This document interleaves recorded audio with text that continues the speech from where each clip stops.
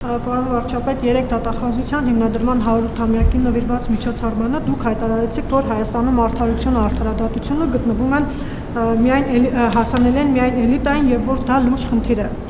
Ձեր քաղաքական ուժն արդեն 8 տարի երկրում իշխանության ղեկին է։ Հաշվի առնելով իշխանությունների բաժանման սահմանադրական սկզբունքը, օրենսդիր, գործադիր եւ դատական եւ միևնույն ժամանակ այն հանգամանքը, որ դուք միաժամանակ եւ ազգային ժողովի մեծամասնություն կազմող քաղաքական ուժի ղեկավարն եք եւ գործադիր իշխանության ղեկավարը։ Ձեր տրամադրության տակ ունեք եւ օրենսդրական նախաձեռնության եւ բյուջետային եւ կադրային եւ քաղաքական այլ լծակներ։ Այս պայմաններում խնդրում եմ նշեք, թե կոնկրետ ինչ գործիքակազմ եք կիրառելու այս խնդիրը լուծելու համար եւ ինչով եք բացատրում, որ այդ լծակներն 8 տարվա ընթացքում դեռևս չեն հանգեցրել ձեր իսկ մատնանշած խնդրի լուծմանը։ Դուք այո, այդ թվում են պատճառով, որ կա իշխանությունների բաժանում եւ տարանջատում եւ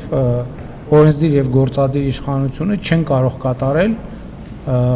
արդարադատության մարմինների դերը։ Եվ ես ասել եմ, չգիտեմ, տարբեր ֆորմատներում եւ դժվար եմ պատկերացնում առանց նոր սահմանադրության այդ խնդիրների ընդունումը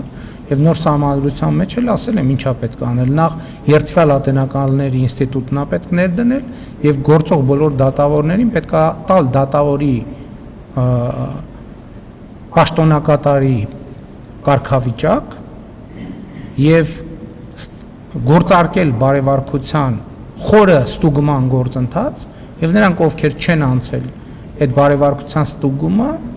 պարզապես չվերանշանակվեն։ Այսօր ամբողջ այդ համակարգը սահմանադրական պաշտպանության ներքո է եւ այո գործադիր եւ օրենսդիր իշխանություն ունի որոշակի հնարավորություններ, բայց այդ թվում իշխանությունների բաժանման եւ տարանջատման սկզբունքի բերումով գործադիր իշխանությունը չի կարող արդարադատություն իրականացնել։ Եվ ես բազմիցս ասում եմ արդարադատության ոլորտի մեր գործընկերներին, որ փողոցում ոչ մեկ կամ դեպքերի 90 եւ ավել տոկոսում մարդիկ փողոցում դատավորի չեն ճանաչում կամ դատախազի չեն ճանաչում կամ քննիչի չեն ճանաչում, որ փողոցում կանգնացնեն, ասեն, բայց մի բան են չի անենց, բայց մի բան են չի անենց, բայց մի բան են չի, ինձ են ճանաչում, ինձ են կանգնացնում։ Ես ասում եմ, որ դուք այդ հարցերի պատասխանները պետք է մատակարարեք, բայց մարդկանց հարցերին պատասխան չունեն։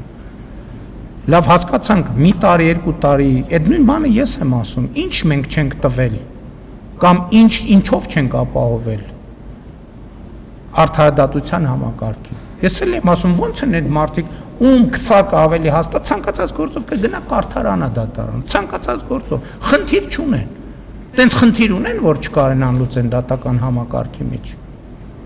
Ասենք դիակի վրա կարող է մարդկանց բռնեց գնան հետո բան անեն, արդարանան, դուրս գան եւ այլն եւ այլն։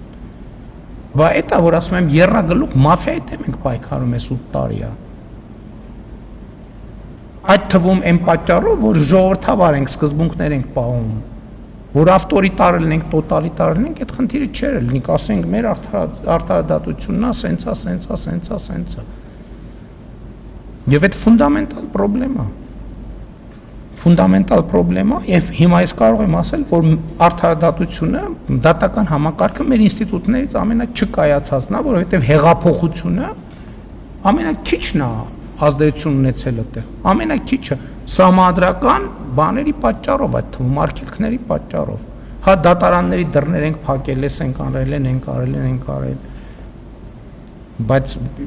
օրակարգը արձանագրվում է, կամ որ այդ նույն ապօրինի գույքի բռնագանձման համակարգը, այսքան տարի հա մենք ունենք արդեն արդյունքներ, բայց հա լավ հետո հետ ենք նայում, լավ ասում ենք ինչի պետք է այսքան ժամանակ ծախսվեր սրա վրա, այդ նույն պատճառով, այդ նույն մաֆիոզ ազդեցությունների պատճառով։ Դրա համար ընդ որում ասում եմ այդ մաֆիայի հիմա, ասենք եթե մինչև հիմա ներքին շերտերը գիտենք, հիմա բացահայտվեց արտաքին շերտերն էլ գիտենք, գիտեք հեշտ է այդ ամեն ինչի պայմաններում մի հատ էլ հասնել այս արդյունքների, որը մենք ունենք։ Պրոբլեմա։ Մարդիկ ինձ հարցեր են տալիս, այո, ես չեմ կարողանում պատասխանել։ Նախընտրական քարոզարշավի ժամանակ էլ։ Մարդիկ կոնկրետ ասում են, ասախ է Ռոբերտ Քոչարյանը ազատության մեջ։ Դե արի մարդուն բացատրի, որ գիտեք ինչ, չգիտեմ ես ինչ հոդվածի, ես ինչ կետը, ըստեղ գիտես ինչ են բանը, որ այդ օրը տենց արևը որ դուրս եկավ ջերմաստիճանը այսքան էր փորձակնությունը ցույց տվեց որ այն մեկը փրշտաց իսկ դա նշանակում է լավ ձեռ ենք առնում բայց մյուս կողմից եք ասեն այ ուղիղ հրահանգ եք տալիս ժողովրդի ինձ է ուղիղ հրահանգ տվել ես էլ